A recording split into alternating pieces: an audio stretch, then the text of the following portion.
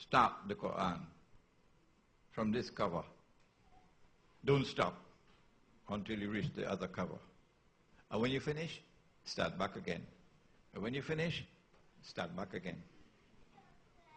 Keep on reciting the Quran. Keep on reciting the Quran cover to cover. Cover to cover. At the beginning, you might take 3 months to finish it. But then you make 2 months and 1 month. I was a student in Egypt, and Ramadan came. And I'm in buses, and in Egypt you have to be an acrobat.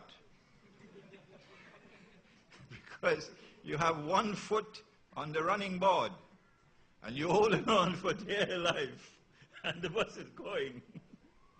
And I saw people in the buses packed like sardine, and one hand is holding on for dear life, and 1 foot is hanging out, and he has the Quran and he's reciting. I said, what kind of people are these Egyptians? I never saw this in Trinidad.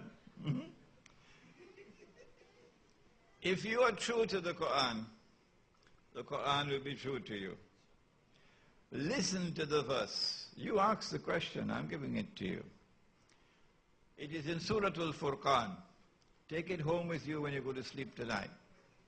بعد أعوذ بالله من الشيطان الرجيم وقال الرسول, and the messenger said, Ya Rab, oh my Lord. He's complaining. He's complaining about something. And he's complaining to his Lord. And he's complaining about us. Ya Rab, inna qawmi ittakhadhu hadha al-Qur'ana mahjura.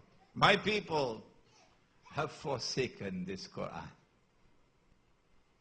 So the first step to return to the Quran is to return to the recitation of the Quran. My mother could not read Arabic correctly, broken. My father died when I was 15, and she had all these orphan children. Sometimes no food in the house. And so she struggled. But in the night time when she put the children to sleep, Imran would see her sitting in the sitting room, all by herself, reciting the Quran. And her tears would be falling on the pages of the book. She could not understand what she was reading. No. But the Quran gave her strength, as the Quran can give you strength. And the Quran can give you light. And the Quran can be your source of wisdom and knowledge. And the Quran can protect you. You can make this dua that I make. Oh Allah, kindly bless me with the knowledge of the Quran, and the wisdom of the Quran, and the guidance of the Quran, and the nur, the light of the Quran, and the shifa, the healing of the Quran. And kindly grant that this Quran might be a friend, companion, protector for me in the life of this world, and at the moment of my death, and when I'm on my grave, and on Judgment Day. This is the beginning. This is the beginning. It is the Quran that will take us out of the mess in which we are today.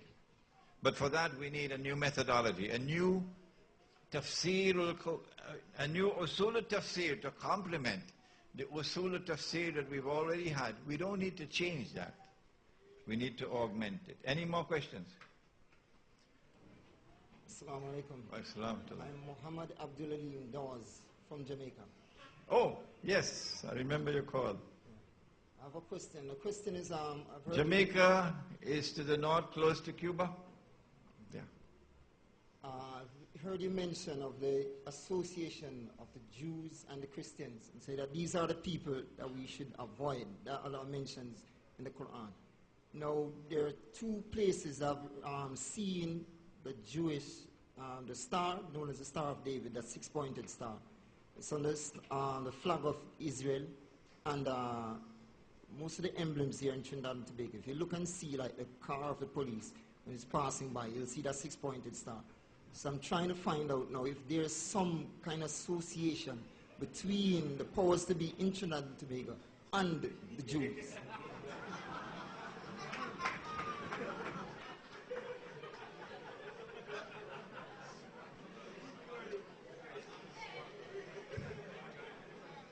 You are allowed to marry a Christian woman, other than in Malaysia. Malaysian law doesn't allow it. But the Quran allows you to marry a Christian woman. And when you marry her, she can be your friend, you know. Yeah. But the verse of the Quran has been translated. Surah Al-Ma'idah. Ya ayyuhalladhina amanu, O you who have faith in Allah. La tattakhidhu al-yahuda wal-nasara awliya. Do not take the Jews and do not take the Christians as your friends and allies. So you're going to have to tell her. In Trinidad, you call your wife Dudu. So you're going to have to say, Dudu, you can be my wife, but you can't be my friend, you know.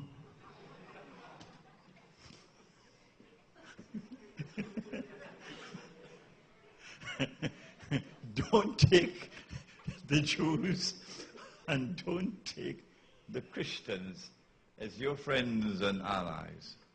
بَعْدُهُمْ أَوْلِيَاءُ بَعْضٍ. They are friends and allies of each other. That's not true. That's false. Jews and Christians were never friends and allies of each other. Never Jews and Christians were friends and allies of each other.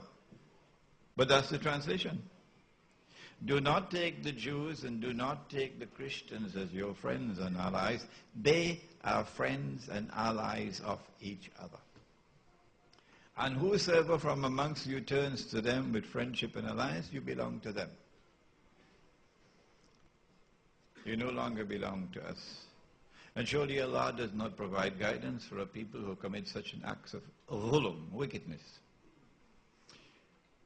That translation is not correct. No. Allah subhanahu wa ta'ala has said that He ordered the angels to bow down, to prostrate before Adam alayhi salam. فَسَجَدُوا, and they all prostrated, illa Iblis, save Iblis. Yes, several times in the Quran.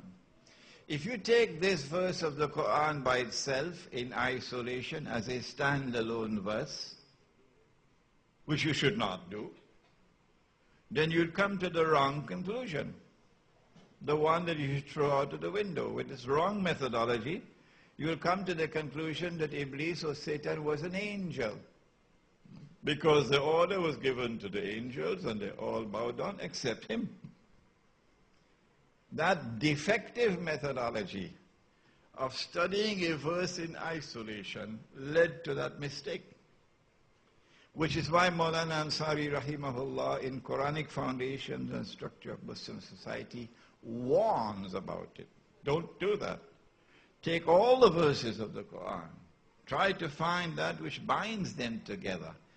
Put all put the necklace together, all the diamonds, to get the system of meaning. And then you see that when you turn to the whole of the Quran, no. Not only was he not an angel, but he could not have been an angel. And then the Quran declares he was jinn. Similarly with this verse.